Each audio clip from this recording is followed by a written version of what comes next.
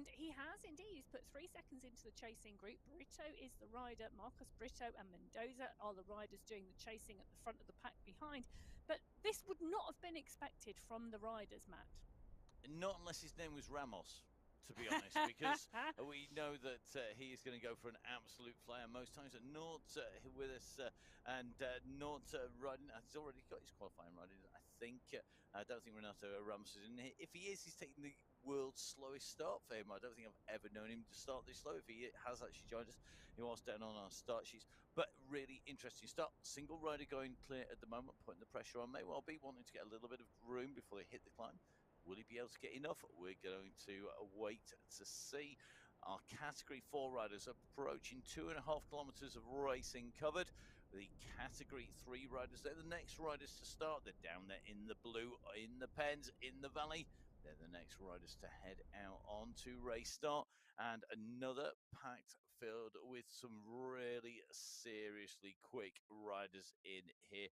I'm going to let you run through them, Emma, because to be honest, if I do, I'm just going to read every name because it's just absolutely packed. Yeah, 36 riders in Category 3, a really big race field today. Staples, Acker, Gakes, Dadson, Aaron, Pledger, Monella, Abello, just a small handful of them. You know, Kayan and Orengo, who we've seen in the top 5 in this category this month, gone up to Category 2. So some progression from our Category 3 riders. Yeah, I could add loads of names to that. Prusa, Rodriguez, Maga, Caligula, Andres. Let's see. Here we go. So we're in with Bernard Maggott on the start line of Category 3. Away our Category 3 riders go. And Maggott indeed putting in a big kick at the start. 6.4 watts per kilo off the start line. Absolutely adamant he wants to be clear of that start pen and towards the front of the group. Now, this is a big pack and they are well stretched out across the road. You can see that on the top right-hand corner of your screen. We've got 1 or 2 riders just taking a slightly slower start than the others. Now needing to push on just to get onto the back of the group as Dan is the rider leading this out from the front. Dan is there. Miller, Demongeon, Dromard. That would be right. Staples, Winfield, I bet most of the pack, to be honest. To be honest, they are. But they are indeed pushing on at the front. As they don't want to let this go, do they? They don't at all. But, you know, this is, well, it's interesting, isn't it? Pace-wise, it's a little bit steadier from the pack, but there's still a strong pace on the front here at around 4 watts per kilo. So, Emma, let's just do a quick rewind here. Back to a couple of weeks ago. Last time we were on here, and the last few times we've been on here, we have seen what has been a race of 2 halves. It's been quite quick, it's been maybe a little aggressive at the start, and then it has been full on the climb. But that means that people's efforts are at the last half of the race, and we've seen 1 or 2 people try and rip it up and everybody answering at the start. Now, I don't think it's going to be long. Today may be the day where we actually see people go, do you know what, we can make this hard from the word go. Because if we go from the word go, those climbers who can specialise in doing a climb effort, a shorter climb effort, but not sustain a longer race, are not going to be able to do that. And we will see the action from start to finish. We started to see little glimpses of it in the previous races, but David Darn here, great example, 6 watts per kilo, kicking on hard here. We are in kilometre 2, so 1.2k under the wheels between kilometres 1 and 2, so kilometre 2 he's into. That is early. And if he can continue this and he keeps on working through, the climbers are going to find that hard. They're not going to find that easy. Well, we say that, but the climbing today is not steep. And I know I've said an average gradient is 6.1%, but on some of the other courses, so Australia, for example, we've just seen the women race in Australia, you know, 10, 12, 14, 16, even 17% those climbs go to. Exceptionally steep sections of climbing. These 2 climbs don't do that today. They are long and gradual climbs, which tends for me to mean that packs stay together more often, particularly in the categories, because we see very, very well matched riders in each of the 4 categories and the ability to stay as a pack on this course. And that is a product of having such close racing and such well-matched riders. That's why you have to give us the data by riding on the platform for us to know which group you're going to be in. Everybody's starting off in category 1, which is the hardest category, then allocated to an appropriate one for their ability. We're seeing a push here. Moreno going off the front here and starting to stretch it out. And we're going to see a little reaction coming. Hoyos it is, who's going to try and go across gap to Dan there with Moreno. So it's Hoyos, and he's now starting to string this out. So what was a big blob is going to become a long line once again. Those people with the strength and the power will come across. Those people who are struggling, those people who don't want to expend the effort on the flat, who want to save it for when it's their advantage, they're the climbers. They are going to be looking to get across with as little energy expended here as possible. But there will become a critical point, and for me, it's a bit like this group coming off. At the moment, we've got the mass. The impetus really is with the riders at the back. They've got the advantages of big numbers, smaller group at the front. But as 1, 2, 3, 4, 5, eventually you reach that tipping point. It's like moving the weights from one side of an old-fashioned set of scales to the other. It's going to move across, and then the scales tip, and the momentum tips, and the advantage tips from one side to the other. So as you move across, and that's what we see. We see the riders. Whether it'll reach that critical mass at the front, we await to see. Now, one of the ways we're going to know who's in which group is with our segments. So these are discreetly timed on the way through. We have our 5 sprint segments on the way through into the climbs, then our 2 climbing segments to finish. At the moment, this is sprint segment number 1. Now, because we have no prizes for being the fastest through here, generally the riders will breeze through these at whatever their relative race pace is. That means that we use them as a little sample. We don't do have to do a biopsy, none of this invasive stuff, none of this stuff that makes you cry.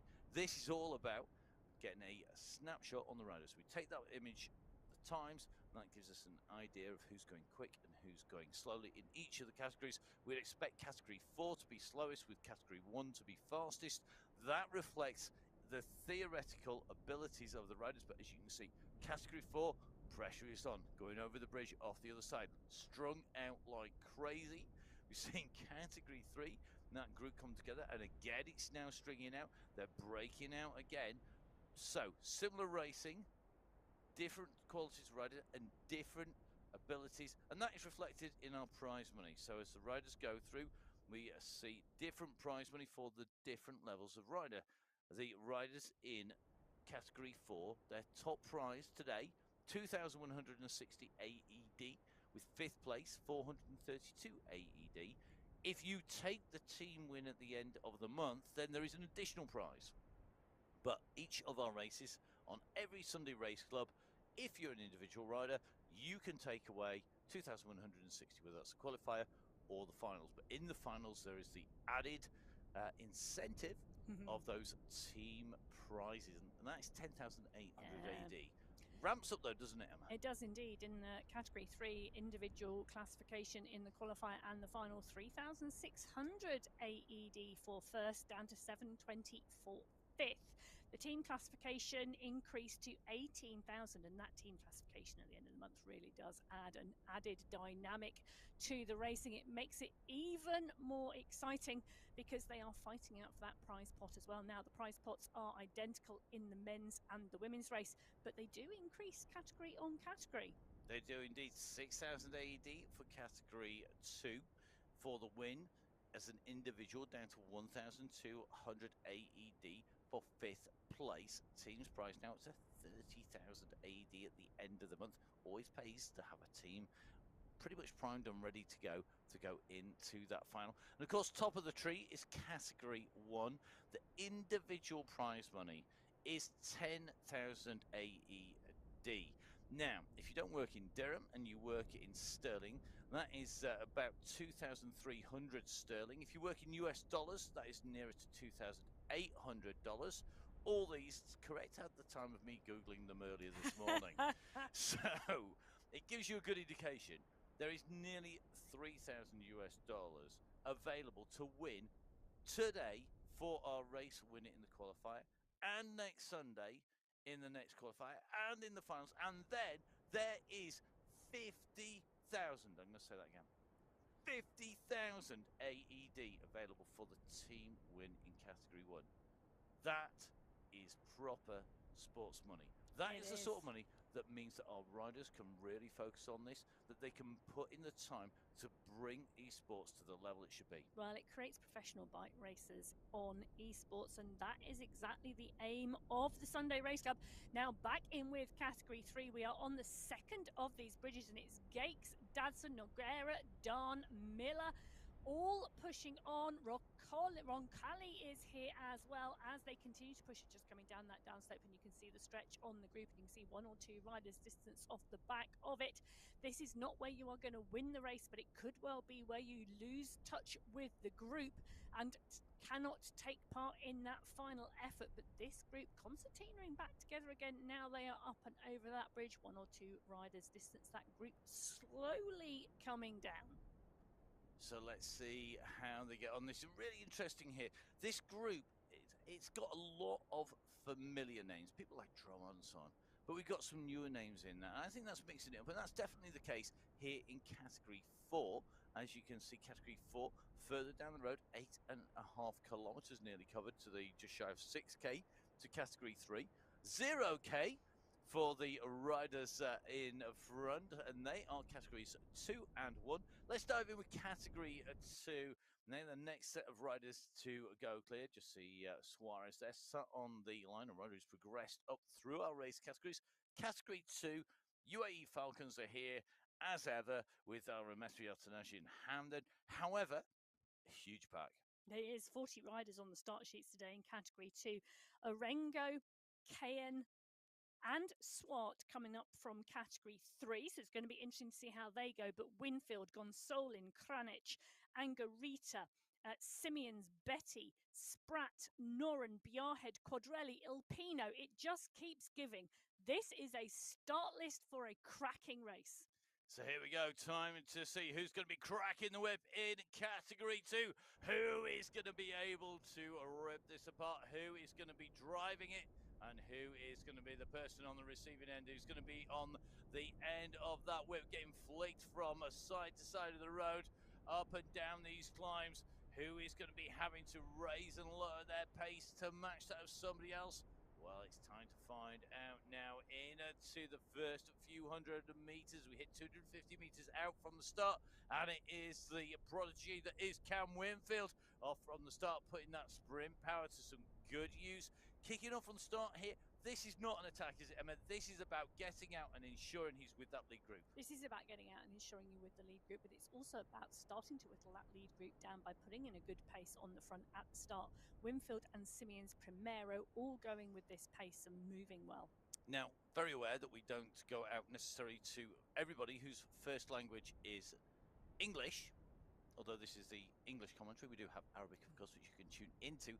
So we will do some explaining every now and then of some of the more esoteric and colloquial words I think you just used two here that are in there. Basically, the words that maybe are not the easiest to find a meaning for on Google Translate. Whittling is to create something by taking little chunks off from a large piece of wood, and you would use a knife to take small pieces off. Little by little, you create the finished product. Now, whittling with a piece of wood is essentially what these guys are doing with the bunch, with the group. They are taking what is the knife, that is their legs, and they are putting in the attacks, they're pushing it in there, and they are making the play. They're taking and setting the pace, and they should, if it works, knock rider after rider, just like the flakes of wood, off a piece of stick, and at the end, they'll have a beautiful carving of their liking, i.e. the race will go where they want it to go, and it'll look in the shape they want it to be.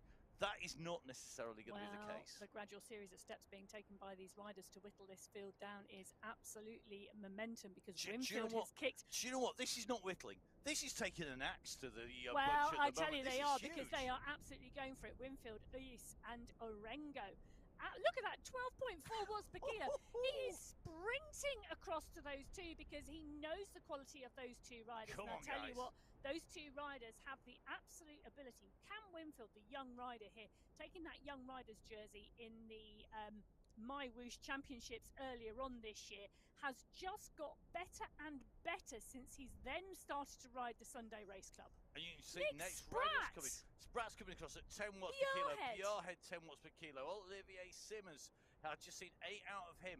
Now, You can see the damage it's doing, and this is what we find. You've got this group on the front, and everybody's going, hang on a minute, this is getting serious. We can't be left behind. So one by one, they're having to put in a massive effort to get across.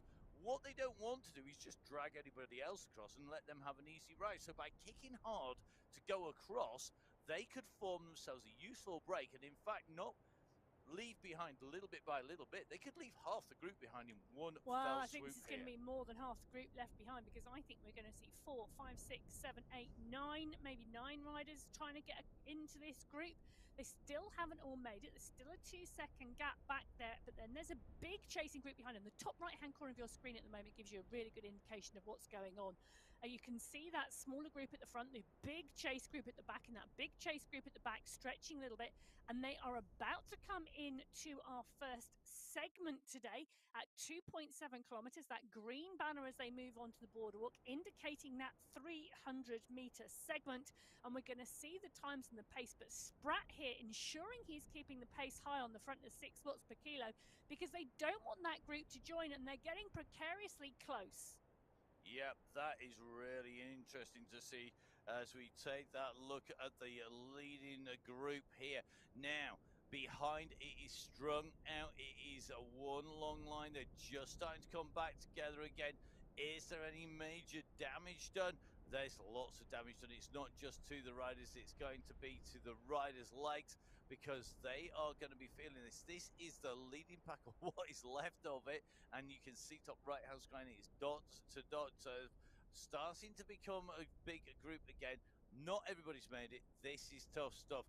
Category 2, with all that action, we're going to go flying into Category 1. Right, teams, first of all, it's Angelato, UAE Clan Team, and the Belgian Waffle Squad. Great riding by these teams, time and time again. Going to be really fast action from them. We're down on race start. Here we go. Well, we are away with the Category 1 riders, and they are up and out of the pen. It's a phenomenal field today. 62 riders in this field today, and it is stacked. This has got to be the all-star lineup. Vujasin, Koinstenen, Mayer is here, Vanden Eckhout, Safrazad, Hoyas, Graves, Cutler, Kaminsky, Paradians, Fawcett, Theme, Osborne, Zanaska, Van Diemen, Mayer, Vink, Popovic, SS, X100, Knudsen, Nair, Van Elst, Bjorkland. I could keep going and going and going. This is going to be, I'm going to predict here, a cracking race. Oh, Emma's off the fence before we've hit half a kilometre of racing. Careful, that makes a change. We normally have to force a prediction out of Emma. Here we go. So, race is underway already. You're seeing the gaps already, seeing the breaks here in Category 1. As Emma has just mentioned, we have got a star-studded list. I'm just seeing Jason Osborne in there, just moving his way up through. Definitely one to watch. Michael Knudsen and Michael Kaminsky on this climb. This is their territory. However, because it is a gradual climb, you can't discount riders like Mr. X100. I mean, normally on a climb, when it gets really tough, you know that he is going to struggle when it goes to the steepest big power kicks. He's going to sit at a tempo that's going to put everybody else under pressure. But this is what this climb is about. We've just seen the Category 3 go the other way in the red. These guys are just heading out, and they know they've got the full course distance, 1.1k covered, 45k in total. We are seeing splits now. We always say, Category 1, remember, if you are watching live, if you're watching back and you were racing and you are not in this leading group, don't panic, don't worry. Category 1 is the toughest race category. That is where everybody goes in. So instead of having some ex-professional rider, you know, a recently retired rider, hopefully Mark Cavendish, when he's back from his collarbone, decides he's going to come and join us on My Whoosh. He comes on to My Whoosh, and we put Mark Cavendish in Category 4. Oddly enough, I think he might win the sprint. No. Everybody goes into Category 1 to start off with, and then when we know how good you are, if you are not of Category 1, then you would be moved to Category 2, 3, or 4. Cavendish's case probably would be stayed in Category 1. But if I came along and joined the Sunday Race Club to race rather than talk about it, I couldn't stay with the Category 1 riders. My ability level would be found by the repeated rides on My Whoosh, including on the Tune-Up Tuesdays, and then I'll be put into Category 5 if we had one. Well, I don't know about category 5, but Pim Van Diemen is putting 6.9 watts per kilo out at the moment and stretching this group because, well, this is pretty much where we've seen the effort come from all of our groups today. And no change here in category 1, keeping this pace high out of the start pen, this pace high as we continue to roll. So SS taking up the mantle, but just dropping off the pace a little bit here. But it is a star-studded lineup today in this race, you know, and well, I can't wait. You're going to have to. I'm just trying to chill a little bit before all the action starts. What do you mean? It's already started. I don't know where you were for the start of this race. It was so manic that we've gone flying in from category 4 through 3 through 2 through 1. I've spilt my coffee all the way around the studio. I don't know where half the pens and the highlighters are on the studio desk. They've gone flying. The course profile has disappeared somewhere because it's been manic so far. This is what we love about Sunday Race. It's so unpredictable as well. It's lots of ways. We know it's accurate. We know the riders are going to get that real feel racing and riding. You got the amazing graphics around the outside. These are all things that we know are going to be there. We're going to see some of our big favourites, but we always get new riders in. We get people who come back. You see the return of riders, and we see the changes in form as well as riders have different race programs. Great to see Carsten Mayer in here. I mean, Carsten is an absolutely class act on a bike. We know that. We know that he is world class. He's right up here and he's pushing on. He's got Ola Warren. How much do you know about Ola Warren, Emma? Absolutely nothing, if I'm really honest. So far. That won't last. I do warn you, Ola, you're about to get social media stalked, data stalked, your emails not safe, I tell you. Emma will be finding out all the details about you, and there's a good reason, because the Svealand cycling team rider that is Ola Warren is about to get the treatment, because we do our research on all our riders as much as we can do, because we always have new riders. So Phil Grace, who is a Yorkshire resident, being chased by Francis Ilpino, one of our regular riders up there. And look at this, the time splits as they go through. Really, really interesting here in the Lake Sprint. Category 2 are absolutely flying at the moment. Mayer, 9th place. 9th place. Really interesting. Let's see who is going to take this out, who will be in at the finish, and where they're going to be, because this is going to be a really interesting run in now. This is the group coming back through the trees, back through the palm trees once again. They circle around at the base of the mountains basically for the first half of this. Throw your mind back to the course profile, 21.9k in. That's how far the riders have to go before they hit the big climbs. First climb, the medaling climb, that is the first climb, 5.5k. Then we have the FRB section, the flat rolling bumpy section that separates it part way up the mountain before the much longer second part of the climb. Second part of the climb, 13.5k, but the average gradient almost half that of the first section. So two very different types of climbs, all part of the Paso Alto climb, all part of Sunday Race Club here today. And as you can see, all 4 race fields up and racing. Category 4 in the tunnels at 15.5 kilometers covered. Category 3 about to approach the entranceway underneath the My Whoosh banner into the tunnels. They are at 13.5 kilometers.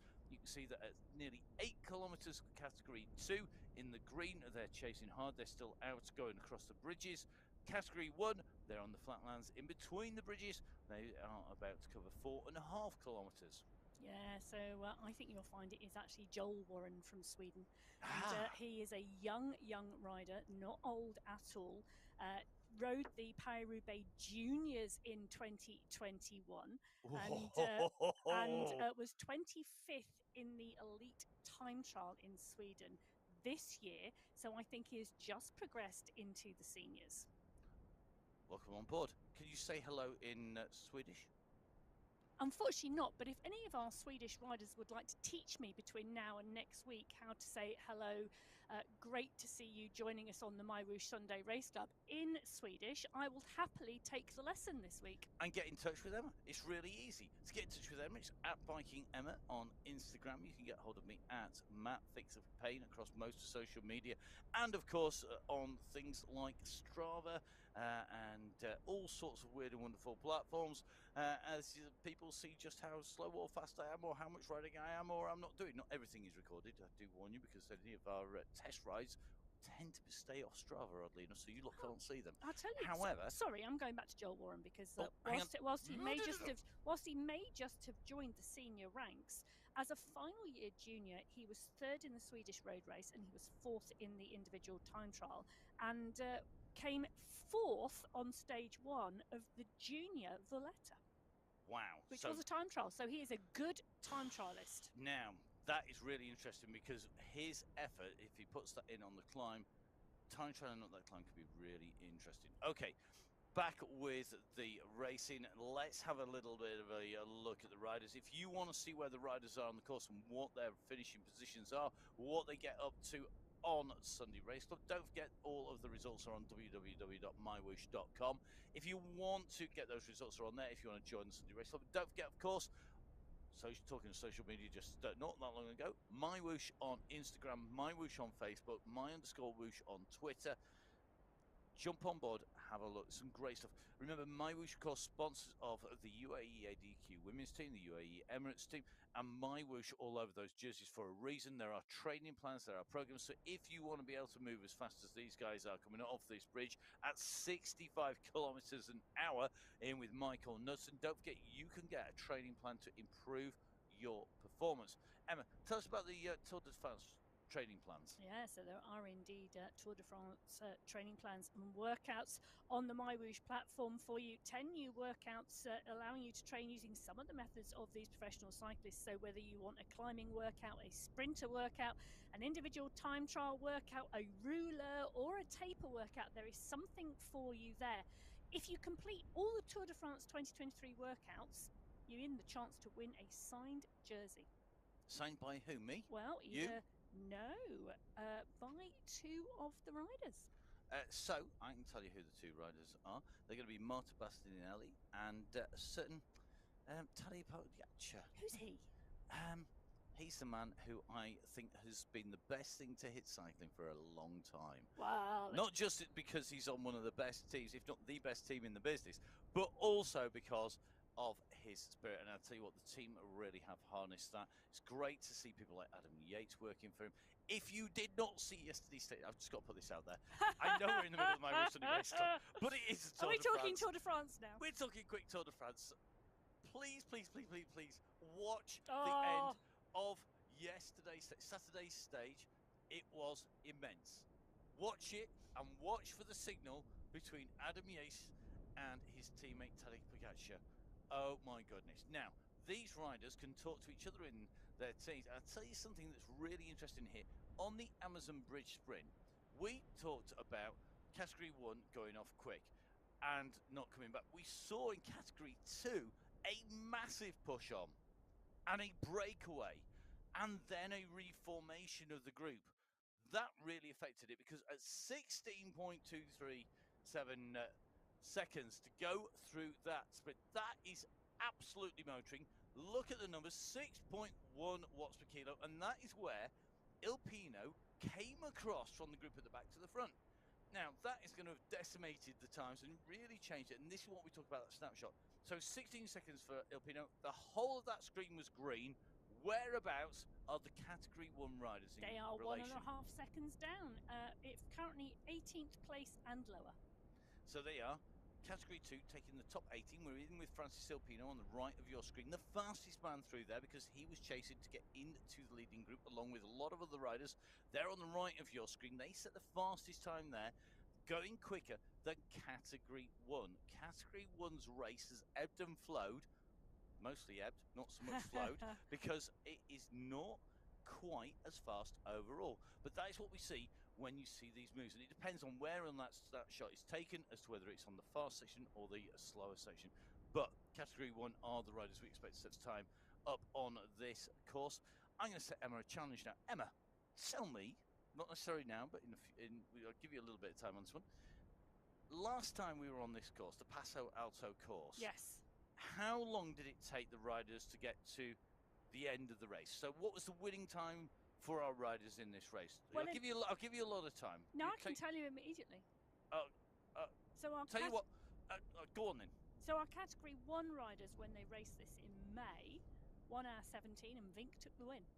1 hour, so that's Michael Vick. So 1:17. So for normal human beings that are not like something off another planet, that's probably nearer 1:20 maybe for the fastest riders. I mean, Michael Vick is something else again, as you see watching him in that UAE team we were talking about earlier.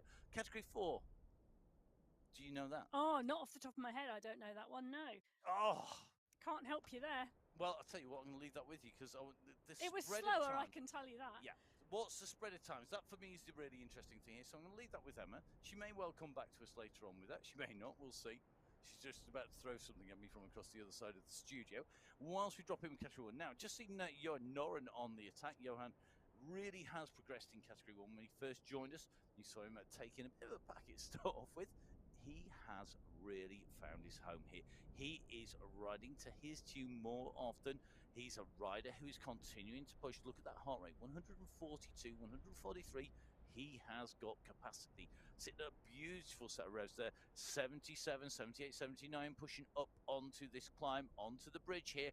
And you can just see he's just forcing that up over the watts at 360. He's in the green on the top left-hand side, and that means he's getting draft on the way over, and he smoothly goes over the top. His heart rate, in fact, continuing to drop to 138 at the moment, showing as he went over that bridge, despite the revs going down, having to put in more watts, going over the top of the bridge, the revs coming back up again, his heart rate is dropped. It's now down at around 131, 132 beats per minute. Really, really dropping. Now, one man whose heart rate is absolutely rocketing, it is Daniel Cadiz. He's up at 163 at the moment.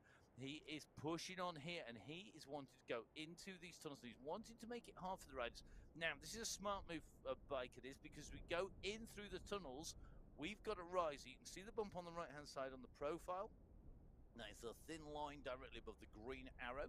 So we're going to go past the pens. We're going to go underneath the Mindwoosh banner, and we go into the tunnels. We go into the tunnels so the riders don't get their feet wet every time they go through the river at the bottom, in the bottom of the tunnels, through that lake in the bottom of the tunnels. They go onto a raised boardwalk. To get there, there's a little bit of a climb, a little bit of a kicker up, and Cadiz has timed his move to go clear as they come up onto the race. Now, Category 1, a little bit further back, they are at 10.4k, so they've just made their way through the jungle sprint. Their time was the second slowest time in the sprint that we saw before. That was the Amazon Bridge sprint. Now, jungle sprint, not sure they're going to be any better off and any further up the road, to be honest. Well, you know, it is a really interesting one, because I can tell you, you know, the results. So the jungle sprint, Il Pino, 17 seconds coming through there. Category 2 setting the 4 fastest times. So Il Pino, Simeons, Primero, and Oviedo. Then Noren slotting in from Category 1. In fact, take a look at that. That is indeed, excuse me, the same times between Category 2 and Category 1, and less than a second separating the top 12. So Category 2 moving at pretty much the same pace as Category 1. And when you look at the heart rates, they're not all that dissimilar.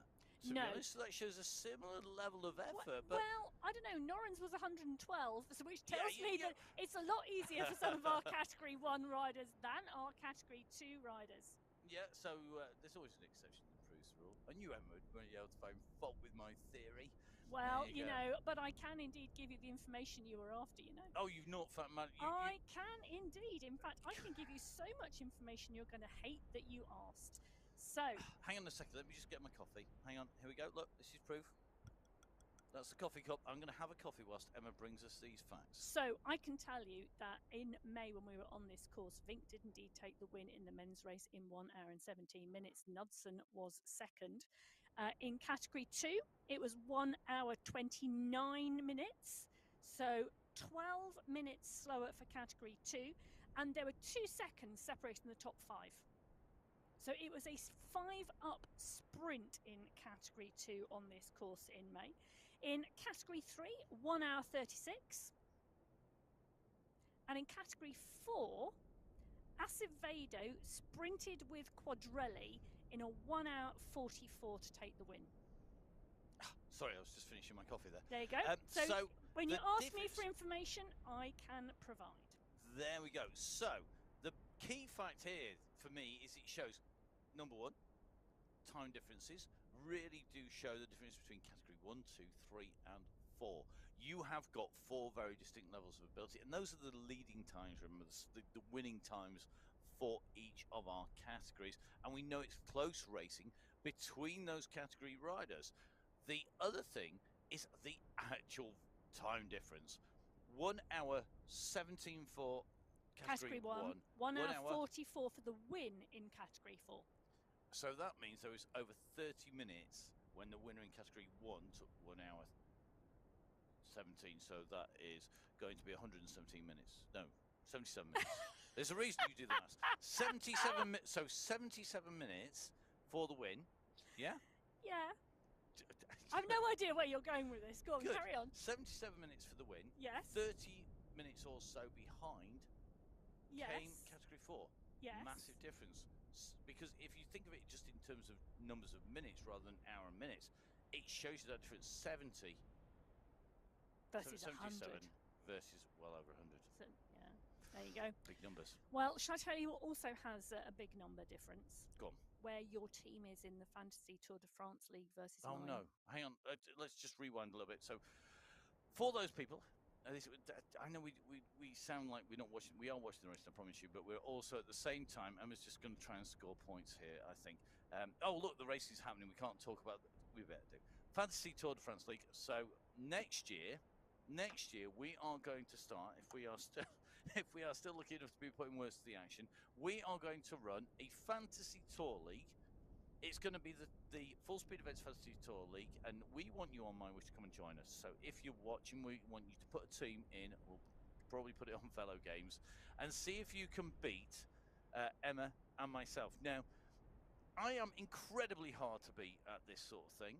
Emma less so. I'm just saying that's not true. Tell us, where are we at the moment with the Fantasy League, Emma? Well, last week I was 200 points ahead of you with my 9-man team. This week, I'm 500 points ahead of you with my 9-man team. Oops. Yes. And that's 500 in how many points? So I have 4,831 points. Yep. You have 4,434. Who's my highest point scorer? Oh, hold on a minute. I have to kick. Well, I know Pogacar is mine. Yeah, because I have mine both. As well, oddly enough. I have both Pogacar and Adam Yates on my squad. So you two do have Pogacar on your squad as well. So that was a good pick. And then your next best rider, Van Aert. Yeah, well, you've got to have exciting riders. Anybody who's watched coverage will know that I love exciting riders. You do, though unfortunately, one of my riders, I did indeed have James Shaw. He is a local rider I have known since he was 10. So I have watched Shaw's development through, and it obviously was his first Tour de France. Very thankfully, he scored 281 points for me with a 5th place and a 7th place. So phenomenal first Tour for Shaw. But sadly now out of the race. But everything okay, and he's heading home. He's heading home. Well, not quite okay. Well, yeah, but, you know.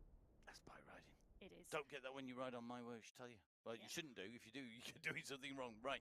Let's get back to the action for some more yellow jersey action. This time the yellow jersey is not that is being chased by Tadej Pogacar, although he's a regular on the My Wish platform along with the UAE team. It is the race here in Category 1. They're into the tunnels on that race boardwalk we were talking about earlier, over the lake in the cavern, on the way through this this torch-lit raised walkway, part of the amazing scenery you can ride on My Wish. And at the moment it's our Category 1 leaders we are watching. This is the pack that is making its way through, currently still in contention for the win. They'll drop down off the side here, and then they have the run across. Now, as they drop out from here, they'll go through the Sandgill Sprint, and that will continue onwards. They've got to make the way out through. And in fact, it's only when they reach 21.9k that they hit the climb, and already onto the climb is David Darn. Darn currently 8 seconds clear of Dorvin Ellos and Ola Konchika, who is the leading riders, along with Staples, Esteban and Co. in the chasing pack of Category 3 riders. Darn the leader in Category 3, kicking on, putting in a solo attack, clear of the rest of the bunch. No such attack in category 1 on the left of your screen, but Don really starting to wind this up. In fact, I think he's just gone over the top of the tunnels. Yeah, so large pack in category 1 still all rolling together as we drop back in with the category 1 race field. They are now in the caves on the lit boardwalk. I love this section of this Colombian world. It's absolutely beautiful as they come up and towards what is going to be segment number 4. Segment number 4, much as you might like it, Emma, you're never going to get me caving in this. It's not my idea of fun. But maybe this is the way to get me down into a cave. It would be to have a nice lit boardwalk like this on the way through. If it had ice cream and coffee, everybody would do listen to any kind of time. Would now be just like really happy. You've got what great scenery to work your way through.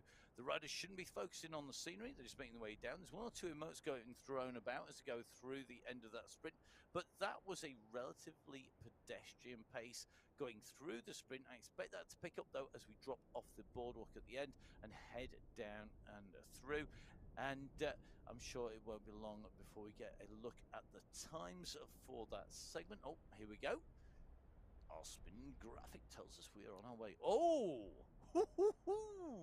now, really interesting. Well, they were pushing on, which is really interesting. You're right, Matt. So Gakes and Abello taking the sprint there. 21 seconds for Tom Gakes. Abello into 3 seconds back. And look at that, category 3, category 2, and category 1, all pretty much coming through 25, 26, 27 seconds. Very close. Very, very, very, very, very close. Interesting. Very interesting. Down there, not a lot happening. However, you can see at 16.5k as we rolled off, Vidal Mer just pushing on, just trying to stretch this out. We're in with Vidal, and I think these riders now decided, you know what, we better warm up a little bit quicker here because we are on the run into the climb. They've got another sprint at 18.1k covered. That's 18.1 heading out, and that will take them through to 18.4k, another 300 meter. That is the Mompox City sprint. But then they hit the first of our 2 climbs. So I think what we'll do, we'll get our riders in through the sprint segment here, Emma. Get the final sprint out of the way, then we'll think about the climbs and the climb profiles. Yeah, so 25 riders in this category 1 pack, 17 riders in the category 2 pack when they went through that segment as well. So 17 riders on the right-hand side of your screen in category 2. Big pack of riders, just over 20 kilometers. They have 30 minutes of racing under their wheels. Category 1 on the left-hand side of your screen, 25 riders still in that leading pack. We said it was a quality field today, and it is a large bunch. It's going to be so interesting to see both of these groups of riders heading in to the base of that climb. Now, our first category 2 climb today coming at 21.9 kilometers into this race. It is 5.5 kilometers in length with an average gradient of 6.1%. There is then a 3.6 kilometer transition to the second category 2 climb, and that is 13.5 kilometers and finishes 500 meters before the checkered flag. So just watching category 2 riders on the way in through to the base of that climb. Going to be very interesting to see whether this group stays together. Great scenery here. Let's just watch these riders. Emma and I just going to take a moment while to do.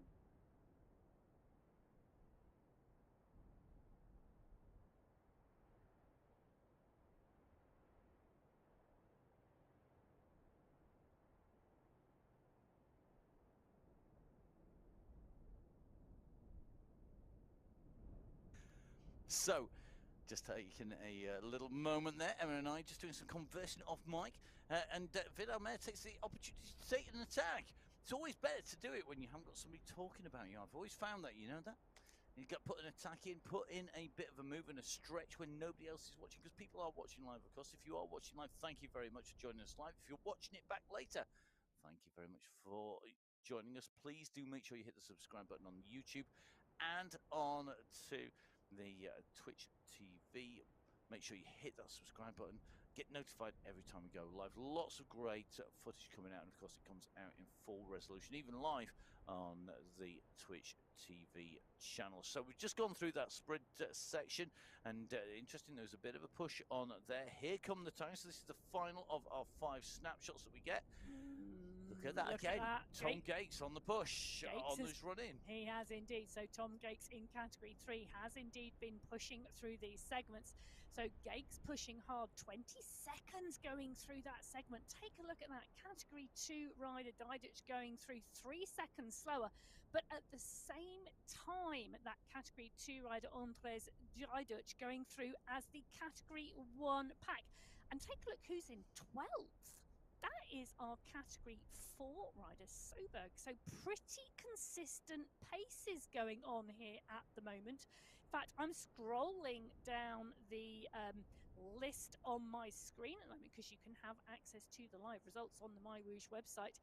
And it is indeed pretty much the first 30 odd riders all through at roughly the same time following Gates. So Gates on the push as they went through the flat, but it's David Darn who is riding quicker on the climb. He's about to make the catch to a big group of riders, and this is the lead of the race overall. Category 3, remember, set off 5 minutes after Category 4. And from those times that Emma told us about the race finishing times, you know that those times on the race, the results when they come through, there is generally more than 10 minutes difference between each of our race lead at the finish of this race route normally. However, with 5 minutes, it means that our leaders tend to catch, and some of the chasers catch some of the leading groups in the riders before. Now, David Darn now in with this pack on the climb. 5% gradient on the climb, 25.5 kilometers of the 45 kilometers covered. Say that again. 25 of 45 kilometers covered, and we have, as Emma has indicated, got a real 2-stage climb. May well be we're able to look at the course profile fairly shortly, and if we can do that, we'll give you another focus in. Here we go. Look at that, my goodness. If only I could do that with lottery tickets.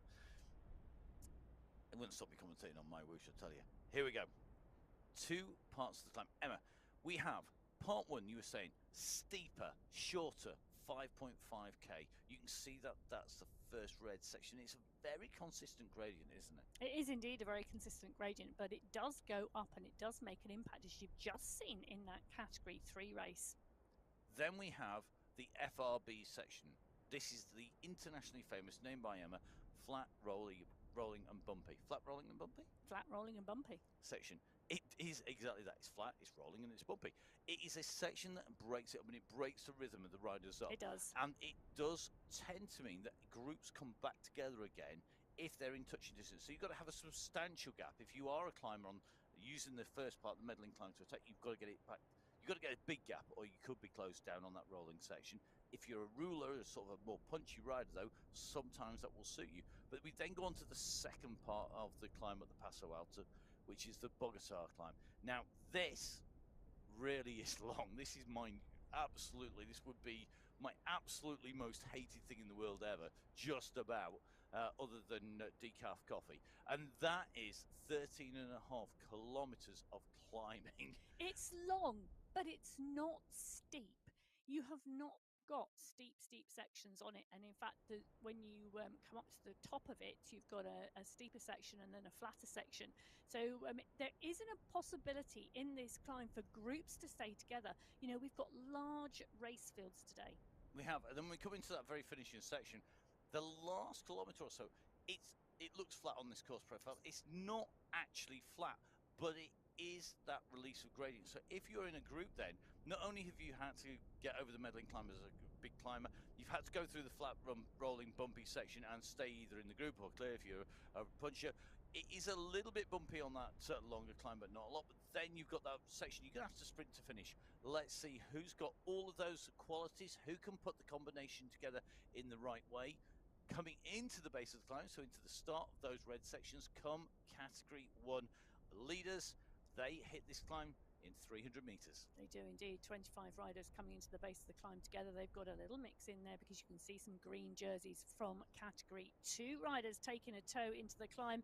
My prediction that those Category 2 riders will not be in that bunch for much longer, but they are coming in with a little bit of the draft. And I'm just looking at Lucas Zanaska's numbers at the moment because Zanaska is the rider we are currently sat in with. So currently a pedal cadence of 81 revs per minute, a heart rate of 137, telling me that he is not really working that hard at the moment. So steady into the bottom of the climb. This is where the action is going to happen. It is, and here we go. You can see the riders out of the saddle. They're starting to wind this up. It is starting to be a push. It really is starting to break, and we are seeing one or two riders just get distanced here. And the nerves will have been jangling coming in here. They know that they are on the way into the key part. And that's one of the things that the riders have to deal with. Your heart rate can elevate just because you're anticipating a tough section, not just because of the tough section. One man who we know is as cool as a cucumber. It is Mr. X100. He's the row captain of the UAE clan team. And we know that a steadier gradient, not necessarily less steep, but a more consistent gradient, will suit him down to the ground. He's a man who can climb. He knows the course here and all the courses inside out. Can he use that against the riders who are maybe just trying to kick on here? Really good to see. We've got SS back with us because SS he's a workhorse in lots of ways, isn't he, of that UAE clan team? He's so strong. He is indeed, and regularly seen towing teammates back onto the group or making the effort and making the catch to bring an attack back. But it's Nair, SS, Zanaska, Osborne and Cutler with Kaminsky who are at the front of this group. You know, they are so well matched, this group of riders, that the class and the depth of the class in this field today is going to really give us some great racing. But at the moment, they are all able to match each other. So SS, Zanaska, Mayer, Nair, Walter, Van Elst, Noren, Hoyas, Vujasin, X100, Kirchner, Van Diemen, all in the mix here, all continuing to push. They are up onto this boardwalk. It's currently at around 6%, and they are just about to pick up another rider in front of them and consume them into that group. Up and over the top they go. So SS leading the charge at the moment. Jason Osborne, Jacob Bjorklund, Juan Hoyas, Michael Vink, all in the mix.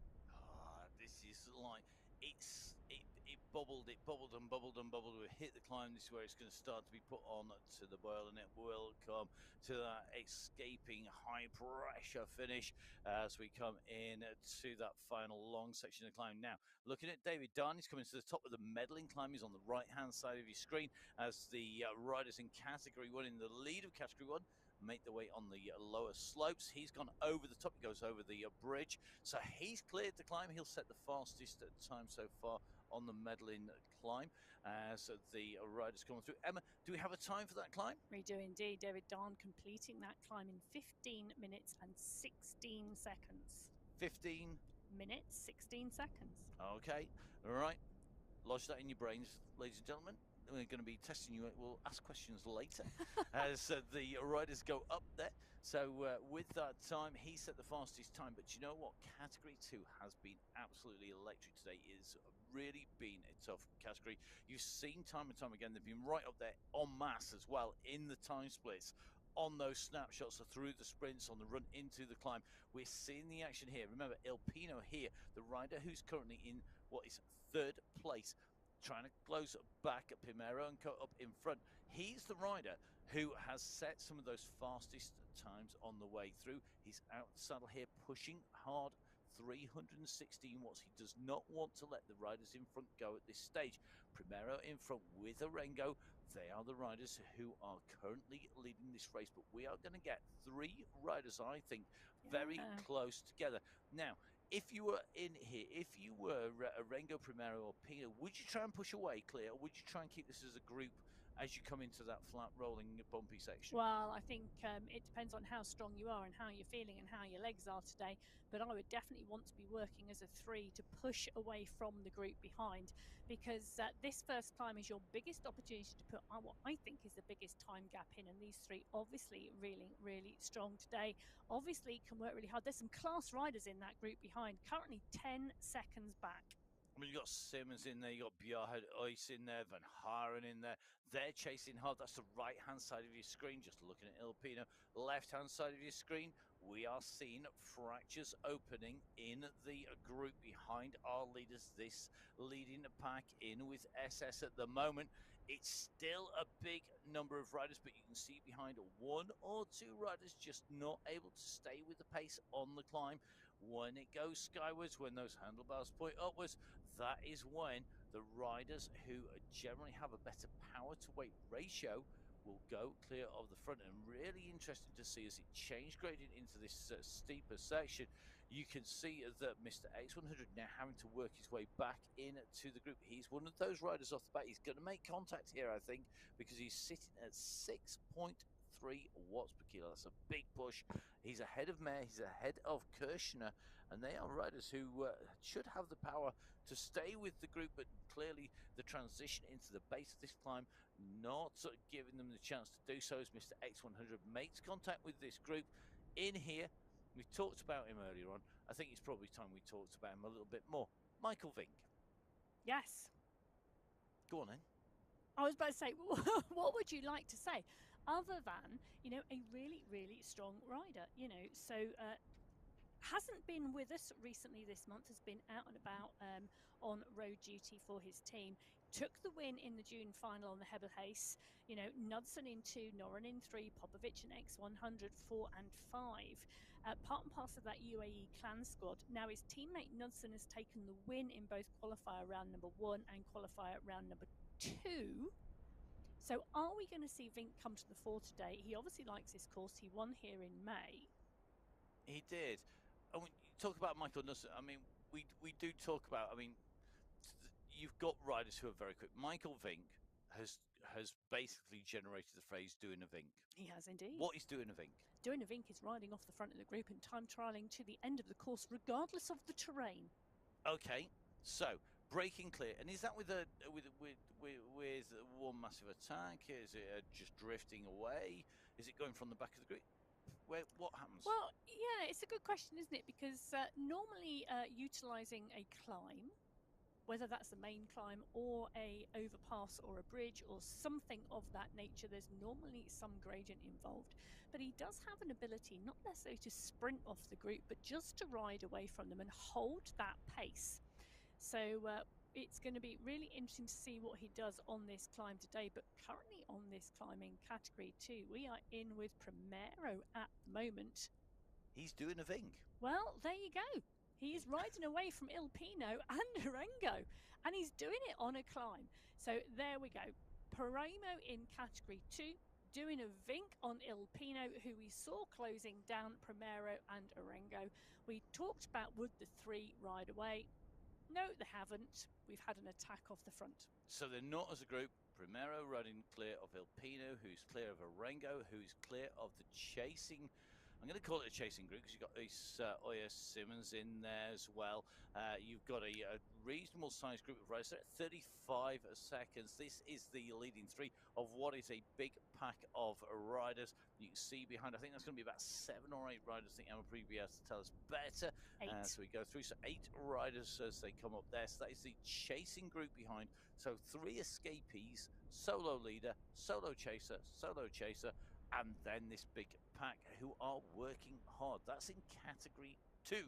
In category 3, David Darn, also a lone leader, doing a Vink. Clear at the front and clear of all the rest of the riders over the top of the Bogota climb. And just to remind you, that is the second of our climbs. He's at 31k. We're going to just double check that as he makes his way up through. I'm sure I've just seen him go through the banner here. So through the start the top of the climb. Bogota climb. He's gone through the start. Through the start. I was going to Yeah. say, that was incredibly I was going to say, if quick. he'd gone through the finish, he'd be at 44.5 kilometres, and he's Hallelujah. not. He's at Great. 31 kilometres. Thank you. That was the start of the climb. I'm glad you clarified that for everybody else, and me included. Yeah, So, David Dance, start and start. I'll tell you something, he did thought that was his best race ever if he'd have got through that quickly. So he's finished the flat rolling bumpy section. That's the yellow section between the two climbs, on to the second of our climbs. Category number 1, though. Well, this is it's Knudsen. It's Michael Knudsen kicking out at the moment. He's just sweeping around the bend, and the gradient now currently 8.9%. This is a steep section on this climb. And Knudsen making the most of it, now being marked by Jason Osborne. Osborne pushing on, Popovic in 3, Noren in 4, Vujasin and Kaminsky are there as well. So is Cutler. But the gap now back to Cutler, 4 seconds. So Cutler now needing to push if he wants to go with this, because Knudsen, Osborne, Popovic, Noren and Kaminsky would be a great group to go up the road, only to be joined really by Vink. Well, yeah, you say that, but coming across, I think you're going to see Cutler pull this back. Yeah. It is a long line. This isn't a break yet. It is a stretch, and you can see that top right-hand side of your screen. It's starting to split off 1 or 2, and it's this yo-yoing pace that makes life difficult for the riders behind. Now, Jason Osborne, the rider that we're talking about there from Germany, he is one of our regular winners. He has been a professional rider for some time, actually a former Olympic medalist. Well, still an Olympic medalist, you get to keep him forever.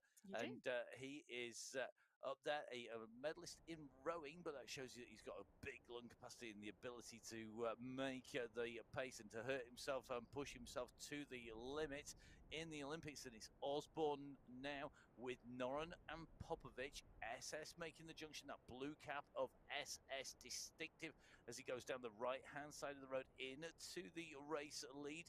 He's got a teammate in there, Knudsen. Let's just remind you of the team for the UAE clan team. That's Michael Vink, Pablo Popovic, SS, Mr. X100 and Michael Knudsen. They are the riders right up there. The Belgian Waffle squad have Jason Osborne in the mix here.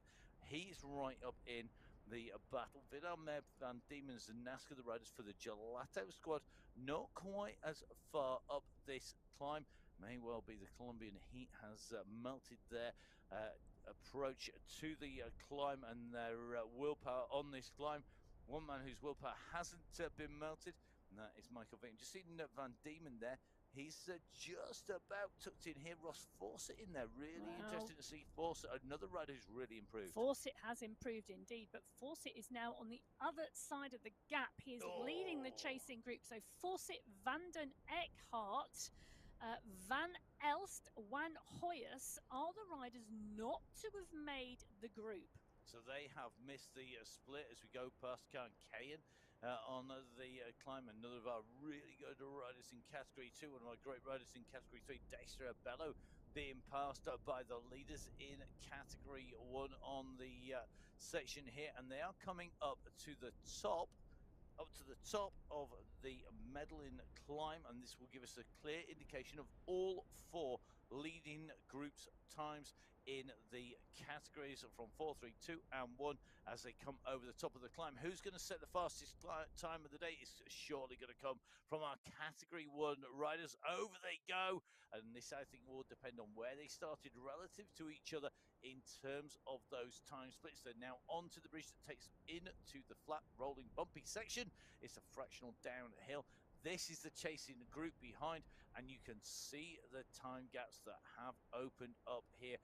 They are still chasing. In fact, they are chasing Hoyos up there, Van den Eekhout. They are riders who are not yet through, just going underneath the banner now. Meanwhile, this is the chase behind. These riders came in at the same time. You got people like Zach Nair, Phil Graves, Vidal Mayer, Mr. X100. They come underneath that climb banner as well. This means that the leaders coming through, and the chase is now on. This is that flat rolling bumpy section. It does exactly what it says on the tin. It's flat, it's rolling, and it's bumpy. It's where the splits could be closed down if the riders can push, but look at those times. Emma, take us through the times. Yeah, so Jason Osborne setting the fastest time up there in 12 minutes and 54 seconds. Ouch. Now, Vujacin, Knudsen, Popovic, SS, Vink, Van Diemen and Kaminsky all within a second of that time. Noren at 1 second, Zanaska at 1.9, Cutler at 2.2. Then Ross Fawcett, 12th fastest time, but he's 24 seconds back. So Fawcett losing 24 seconds to Osborne on that climb. And the top 11 all climbing at over 6 watts per kilo as their average power to weight ratio on that section. So they are the leaders up on there. Category 1 are flying up there. So the Category 1 leading time set by Jason Osborne. Behind Category 2, 3 and 4 riders have come through. Do we know the times of those? Yeah, so Category 2 came through 14 minutes 29, fastest time from Francis Elpino. David Darn setting Category 3 fastest time at 15:16. And the Category 4 fastest time set by Efren Mamba, 18 minutes 54. And if you want to use those times, if you want to set yourself against them, so if you're thinking about joining us on the Sunday Race Club and you want to jump on, want to know how you would perform on here, maybe you just want to get an indication of just how quick that is. Don't forget, you can jump onto MyWhoosh, download the app on iOS, on Windows, on Android, jump on board, get yourself riding, head out to Colombia and you can ride that self-same climb.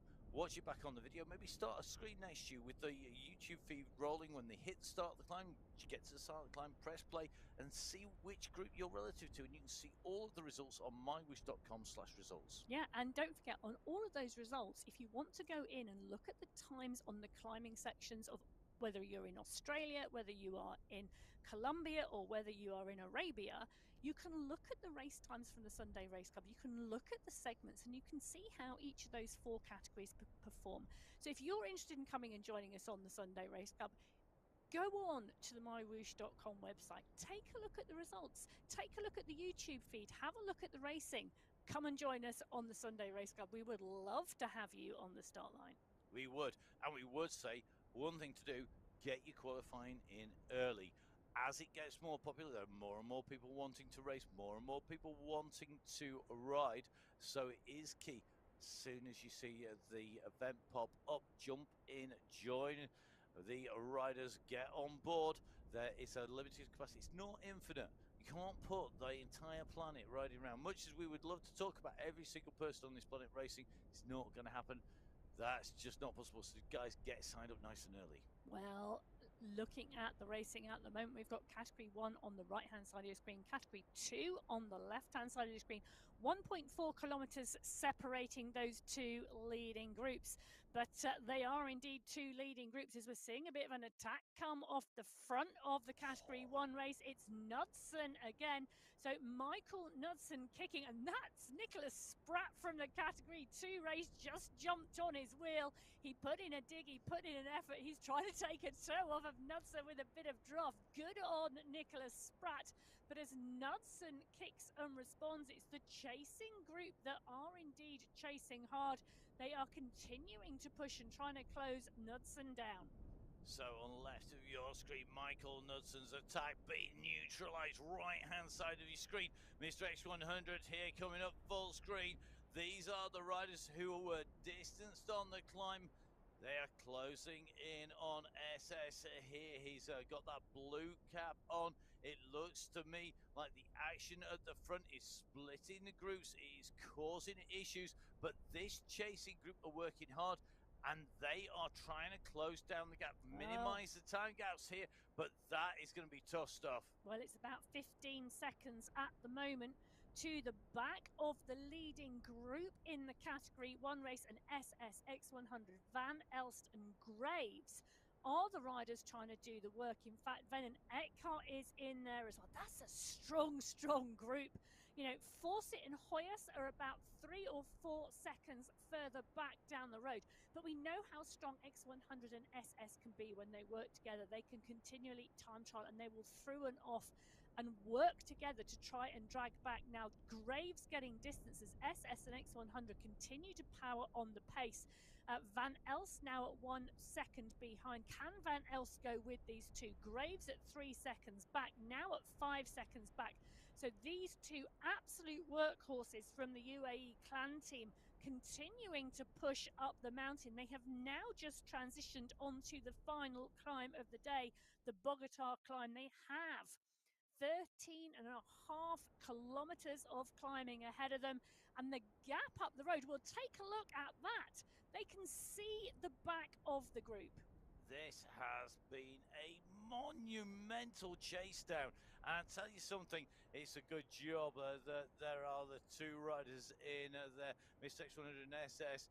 They are going to make it back. You can see that they're in communication. Now, one of the key things here is when you ride on MyWish, you don't need to have a separate communication channel to your teammates. If you register as a team, you talk to your teammates. You can just do it through the app. You don't need to run a separate computer, separate device. It runs through the app. If you're not in a team, you can talk to everybody else, but you can't listen in on that team chat. So you can tell. If you're SS, you can say, right, I'm coming back for you. Jump on my wheel. This X100 say, push now, time to go. They don't need to. Yeah, to those teams, they don't different. need coded communication, do they? No, they don't need to talk about crocodiles and whatever else it was that was talked about on the team radio on the tour recently. This is all about having great communication. And that is why, if you're in a team, yes, there's no team prize, but it does pay to put those team names down. I'll tell you something, this group of Category 1 riders now at the front, you know, that is a big, big group. So we are going to look and see. I think there's around 14 riders from Category 1 in that lead group on this final climb together. But on the right-hand side of your screen, take a look at that. They're around 1.1 kilometers up the road, but that is the leading group in Category 2. And they are all together as well. Now, this reforming of groups is what was we said would likely happen in that FRB section as you come from the first climb into the second climb. That transitional section has brought these groups together. This group contains Alpino, it contains Rengo in here, it contains Primero. These are the riders who we saw pushing before on the steeper climb. Can they do the same? They are now into the second of our climbs. They are on the way up. They've already reached the 33.5k marker. Remember, 31k this climb started, and Primero now starting to stretch his legs on the front. Just behind them, we're into the climb now. This is 32.5k covered. Michael Knudsen winding it up on the front of the group again. He's seen his teammates come back into the group. He's waited until they were back with him, and now he's kicked on again.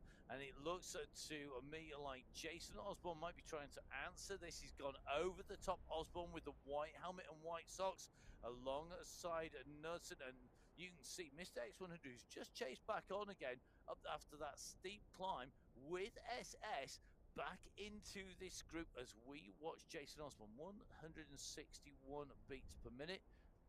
He's got a little bit of capacity in that old heart rate. I think he has. He has indeed. But Knudsen, Kaminsky, Van Elst, Zanaska, X100, Vink, Noren are all in this group. So is Popovic. You know, Cutler and Spratt from Category 2, the green jerseys who they caught, are still trying to hang on, but they are not going to be able to hang on for long. And you can see the riders up the road that they are going to now start sweeping up, as it is indeed Knudsen and Zanaska who are continuing to push on the front.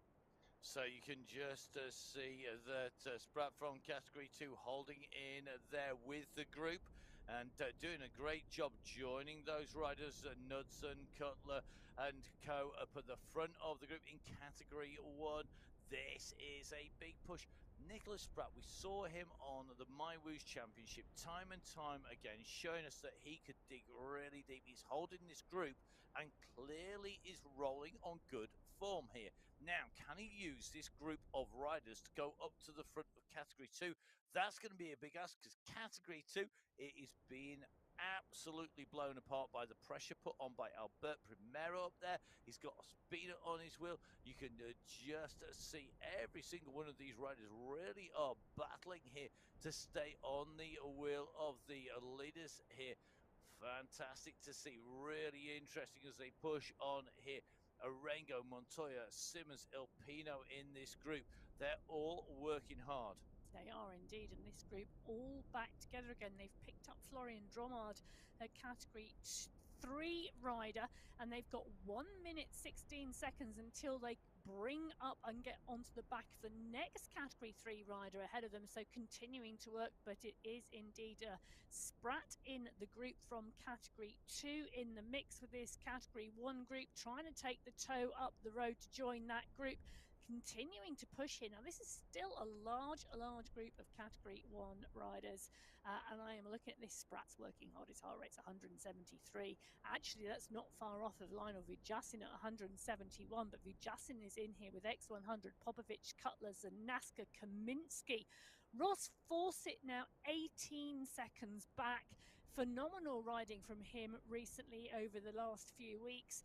I think he had an 8th place last week, but a very, very different type of course last week for these riders. It is a big climb now they are on. This is a second Category 2 climb today, and the checkered flag, well, that's at 45 kilometers, so still over 10 kilometers of climbing for our Category 1 riders.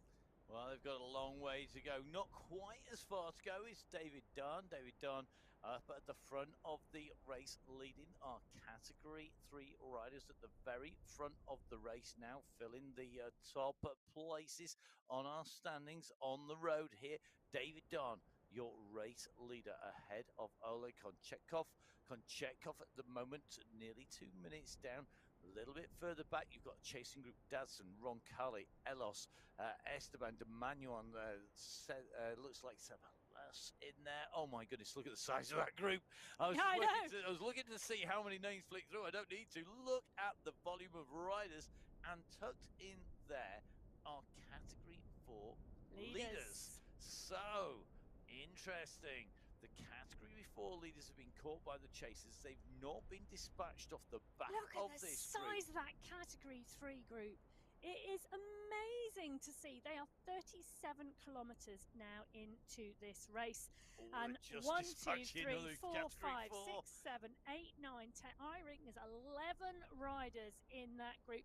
And we've got a Category 4 rider in the mix as well. Yeah, one in the middle and one at the back. Yeah, so Kaluma and Butt are in the mix here. In the red jerseys, they are trying to stay and use the pace of this pack. Now, the draft effect, because this is not the steepest climb, we're on a 3.6% gradient. We're traveling at 25 kilometers an hour here pretty much consistently up this climb. This means that there is draft effect. You get that at this pace with 15 miles an hour, 25 kph an hour. That is going to make a difference. Behind, traveling at 30 kph, is Primero now, who is at the front of this group. He's trying to go clear. Oya, Ilpino, all in the mix. Rego quickly responding to this move. So is Montoya. And you can see it's not an instant kick response from the majority, but Ospina, he's looking to see if he can jump onto this wheel. Changing gradient, this is part of the steeper part of this climb. We're not talking 17%, but we are still talking 8% here and into the red. So one of the steeper sections here. It doesn't last all that long, and that is why the average gradient of this climb, that is a total of 13.5k long, 503 meters of climbing, 3.6% average gradient. Yeah, it is indeed. And Ospina joins Primero side by side. They've got a 4-second gap on the group behind Orengo, Ilpino, Ospina in that group. So it is absolutely close in all of our categories at the moment that we are continuing to see. But take a look on the top right hand corner of your screen. That is giving us a really good indication of what this pace and what this attack from these two riders has given this category 2 race. We've got 2 riders clear a chasing group and then a third chasing group, whereas all of those riders were together not long ago. So category 1 here, on to the last 10k. They're just heading for the last 9k as we approach the 36k covered mark. Michael Vick has not done a thing so far. We have had some great chase back, some great recoveries on the way through. We've seen some amazing chases. We've seen the gap pulled down. Tim Cutler back in that fold and working working well. Van Elst in here, Kaminski, Zanaska. We've got representatives of the Belgian Waffle Squad, the Italian Gelato team, and of course the UAE Clan team in here. They are all working the way up to the culmination of this race route, the climb on the Paso Alto, and that is the end of the Bogota climb, which comes at a distance of 44.5k, and that will leave us 500 meters into our race finish. Going to be a real chaotic finale. I'm going to predict that. There you go. That's my prediction. It's going to be chaotic, and that is because these riders are working their way up here.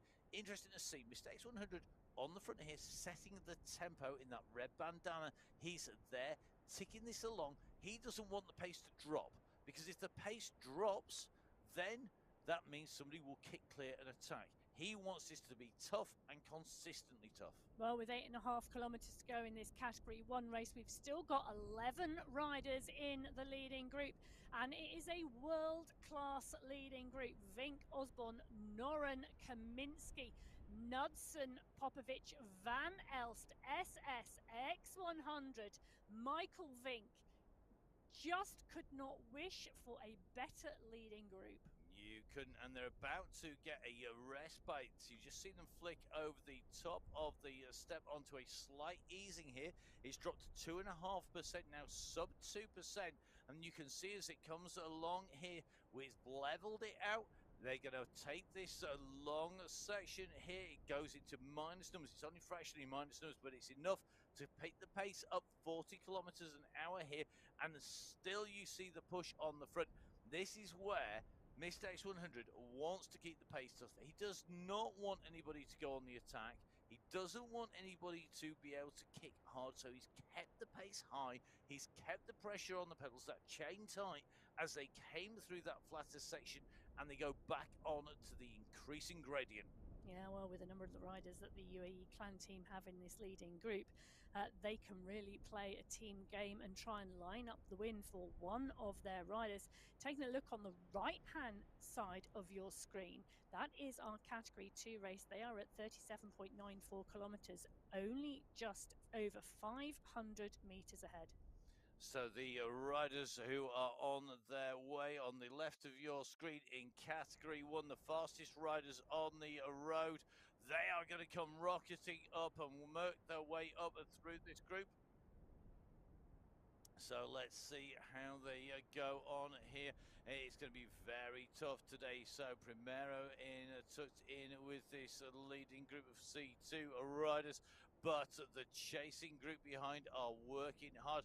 Interesting to see. We've got a Category 3 rider trying to go with them. Looks very, very tough, but even tougher is the race in Category 1. So the race in Category 1, really tough. And you can see Mr. X100 in here. We're watching his heart rate at 155. Emma knows his heart rate's off by heart, I think. Here he's got a little bit of room left, but not maybe as much as Osborne. No, you know, X100 at 155, that's a strong pace. That's a good time trialing pace for X100. Heart rate would go to about 164. We would see him, but not as high as some of the others. Michael Knudsen, we've seen his heart rate go to 201 at the finish line. At 175, it is working that way north, but it continues to push, and he has still got some room left to go. And well, there is still some distance left to go as well, because he is pushing on. So Knudsen, Cutler, Zanaska, SS, Vink, X100, Van Elst, all still in this group. 11 riders leading the Category 1 race at the moment. And it is battle on battle as they all stay in the group, continuing to wait. Now, what are they waiting for? They are waiting for an attack. But at the moment, X100 setting a good pace on the front at 6 watts per kilo. You know, it's going to be difficult to attack off of that and go clear because of the quality of this field. It is, and you can see the tactics here by the UAE Clan team. They're stifling attacks by the fast kicking, accelerating riders. They're setting their own pace, and this really is what we've seen in the Tour de France. I don't want to dwell on the Tour de France, but this is what we've seen. We've seen the teams setting the pace. They line this up. They go on the pace. They hold the pace. When they want to go quick and stop attacks, you push the pace up. You make it really hard for anyone to go. So the differential between an attack and the pace you're riding is minimized. And that means that people just don't get the gap. They don't get the distance. They can't break clear. They will then ease off when they know they've got somebody going. Guess who's going? Michael Knudsen. So Michael Knudsen goes off the front now at 9.5 watts per kilo. Really pushing on here. He's going to keep kicking. He'll see whether he gets a decisive gap. Who's gone after him? It's Lionel Vujasin who's gone after him. So Vujasin goes after Knudsen, and he doesn't want to let him go. You can see that we've got Zanaska also doing the same. You've got Cutler doing the same. You've got Norrin doing the same. They're all being marked out, but the man who's going to make the junction is going to be Jason Osborne in the white helmet. So again, at the front of the race, Knudsen's attack answered by Jason Osborne. So closed down now. Is Knudsen going to sit with Osborne? Are they going to work together? Pablo Popovich and SS, I think, want to bring this back together, because I'm not sure that they want Jason Osborne to be sat anywhere near the front of this race. He's got a big kick on him, Osborne, and I think maybe the UAE clan team think they want a bigger kicker. Well, it doesn't come much bigger in their team than Pablo Popovich. Probably one man with an even bigger kicker, and that is Michael Vink. Yeah, and it was the wrong two who went up the road for the UAE clan team. They didn't want Osborne going with Knudsen. So pulling that all back together, Popovich, Vujasin, Kaminsky, X100, Cutler, Knudsen, Vink, all in here. Norrin also in this mix too. So Vujasin and Zanaska 4th and 5th last week. Van Elst 2nd to Knudsen, or in qualifier 1, and Norrin was right up there in the June final, 3rd place for him. So all of these riders on form at the moment. On form and capable of taking victory, and it's a real bum fight in the category 1. One man who is going to have this all to himself. He doesn't need to be part of the Sticky Bone Club. He is David Dunn. There's nobody stuck to his wheel. David Dunn on the right of your screen is up over 42.5 kilometers covered. Wow, 42.5k covered. He is motoring. He is indeed. He is well down the road on this Category 1 race pack, and may well be the first rider over the line today. Our Category 3 race leader at the moment, as our Category 1 leading pack of 11 have 5 kilometers to go. So let's see who's going to take this out, who's going to be able to make the difference here today. Going to be tough stuff for our riders. I'm not sure who's going to have the race win. This is really, really tough here today. The riders are absolutely motoring. They are indeed, as we are in on the right-hand side of your screen with Carlos Ospina, pushing on here. He's about 500 meters up the road from this Category 1 pack, continuing to move up this climb. So Ospina pushing on. The next rider he's going to see is Jan Decker from the Category 4 race field.